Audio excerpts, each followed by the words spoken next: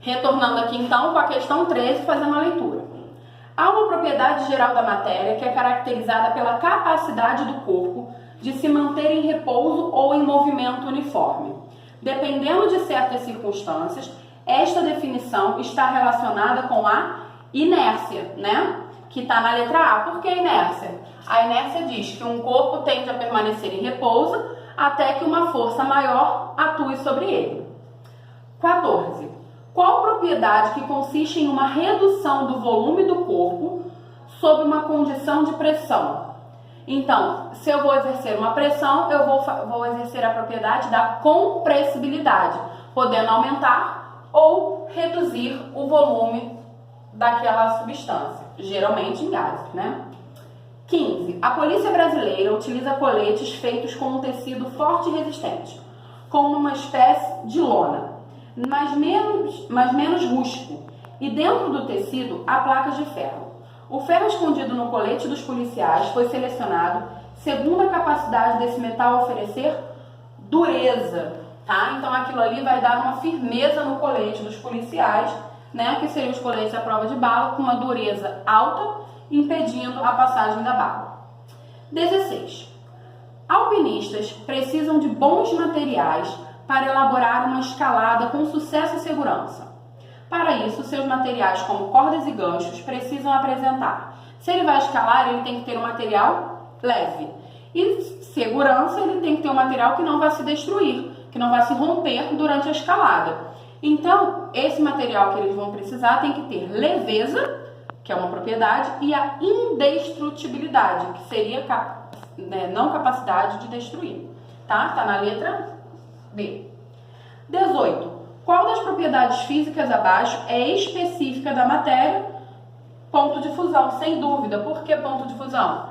Se a gente vê ponto de fusão, ebulição, solidificação, condensação, já sabemos que são propriedades específicas. 19. Mãe, eu estava andando de bicicleta e caí na rua. Estou todo arranhado e está doendo muito. Qual a propriedade da matéria responsável por fazer com que o asfalto da rua machuque ao cair contra ele violentamente?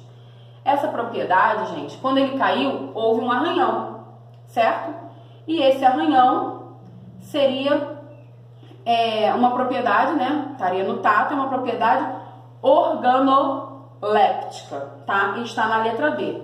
Gente, houve uma falha aqui. Eu pulei uma questão. Então, a 19D, 18D e a 17 eu tinha pulado, tá? Vou ler de novo. Voltar aqui na 17. Então, 18D, 19D, voltando na 17. Na Idade Média, questão 17, alguns povos aprenderam a fazer armas de guerra a partir do metal ferro. Isso só foi possível porque o ferro, embora ele seja forte, que a gente acha, ele é uma estrutura maleável. Quando aquecida, ele permite que ela se torça, ou seja, faça, né, os armamentos que eles utilizaram no passado. E aí é maleável, letra E, desculpa aí, retornando para 20 para concluir. Questão 20.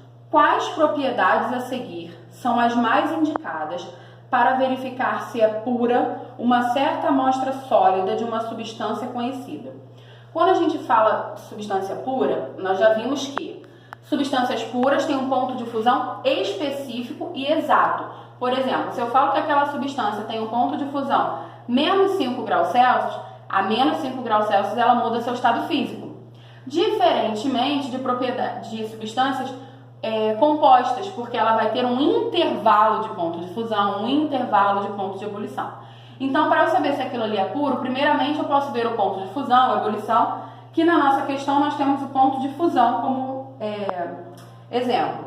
E a densidade, porque é o que acompanha o ponto de fusão. Toda substância tem a sua própria densidade, ok? A da água, por exemplo, é 1. Então, nós teríamos aqui a letra C. Ok, turma? Então, tá aí, tá? Toda a correção do nosso livro, da terceira folhinha, concluindo o primeiro bimestre de 2020.